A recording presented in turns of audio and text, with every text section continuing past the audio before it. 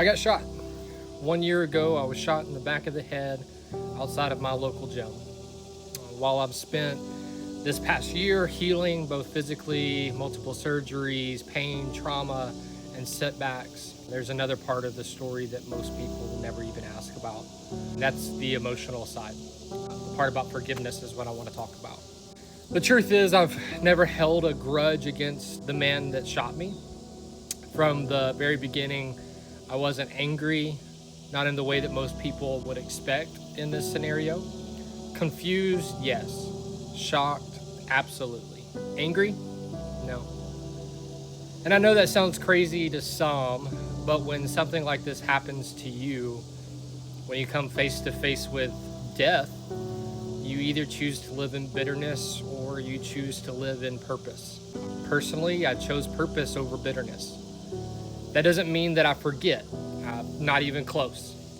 The scar, every doctor's visit, every sleepless night, replaying what happened, every nightmare, every loud noise that I hear, it triggers and I remember it all. Forgiveness doesn't erase the pain, it just keeps from poisoning the rest of my life. I've often asked myself, why me? Why did this happen? Why me? Why was I there? The one that was standing there whenever he came back with a loaded gun.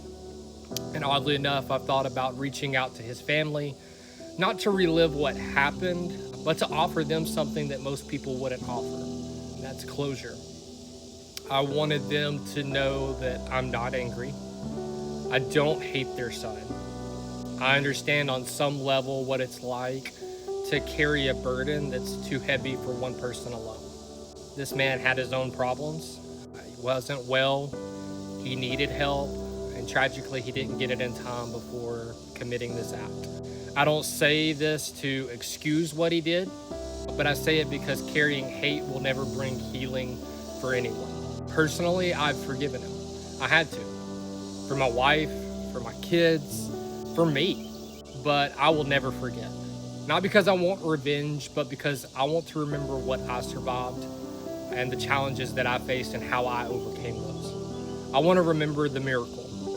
If you're holding on to something, someone that hurt you, someone who never said sorry, let me tell you, you can forgive them and still protect your peace. You can forgive and still remember.